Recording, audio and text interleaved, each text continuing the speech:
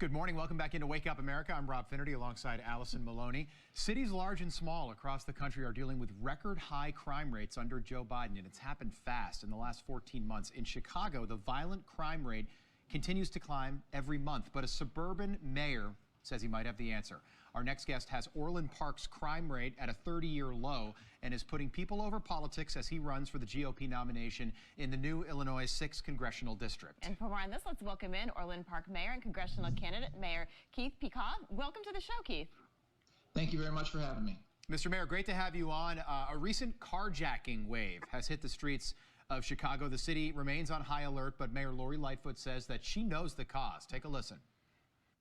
In Chicago, there was a correlation that we believe between remote learning and the rise in carjacking. Okay, Mr. Mayor, so they forced us into remote learning, and that's why we have carjackings now. Could you explain that to me? She's been all over the board on this.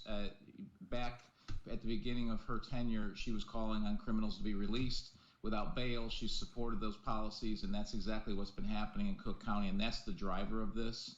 And while there may be some kids being involved in this because they're involved in gangs in the city of Chicago, again, that's something that she forced upon students, and our students were, although I don't control the school districts, our students were at least in a hybrid learning model for the majority of the time, so they were in school. So again, it's policies that she's actually supported and pushed that have led to these problems. Yeah, Mr. Mayor, putting carjacking aside, crime it's climbing in all categories across the board. Less than 2 months into 2022, theft has climbed 52%. Instances of murder and sexual assault have already eclipsed their 2021 totals. Do you think that remote learning is to blame for this too? No, it's clearly the fact that they're running a catch and release program in the county of Cook. Right. That's the problem. It's been the problem for 2 years. We're seeing more and more crime pressure. We've done a great job here in Orland Park, but it's not because we're not under a lot of pressure. Yeah, it's the remote learning, I don't even see a correlation to that. But crime in your district, and you've been, every year that you've been mayor in Orland Park, it's gone down. What have you done differently? Orland Park, by the way, we're talking just south of downtown Chicago. So this is not a rural area, but somehow you've been able to control it. How have you done that? So first and foremost, we do it by supporting our police. I think that's the most important thing, is that our town and our people support the police. We also put a lot of proactive policies in place, like license plate readers technology. So when someone comes into the town in a stolen car, we identify that and we sit on that car or stop that car before they can commit a crime.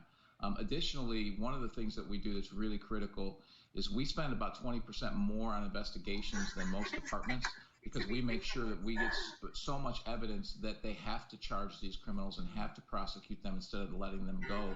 And one of the things that we've also put in place that I think is really critically important is if we require our businesses, if they have business licenses, to cooperate with our police. So if someone comes in and has a retail theft, for example, and the business refuses to sign a complaint, we actually fine the business. Wow. Because we want them to call us, and we want them to prosecute criminals. Wow. That has had a huge impact, because criminals know they'll be prosecuted if they come to Orland Park. What a novel I idea can that imagine. is. Yeah. Sir, your congressional pitch, it's refreshing, I have to tell you, and it's really to the point. To vow to put people over politics. You're a military veteran. Thank you for your service. You're a small business owner, and you're a sitting mayor, so you really know all aspects. Talk to us about what makes you an ideal candidate.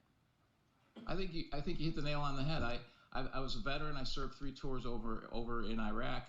I also have a small business for about 17 years, and then as a mayor for 5 years, I really know what the federal policies, the impact it has on the local communities, not only local government but our residents. So I have a broad experience base that I think is sorely needed in Congress. I'm not a lifetime attorney. I'm not a lifetime politician. I haven't been sitting in Washington, D.C. Right.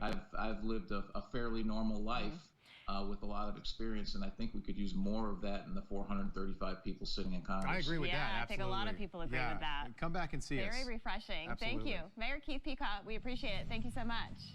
Thank you very much for having me.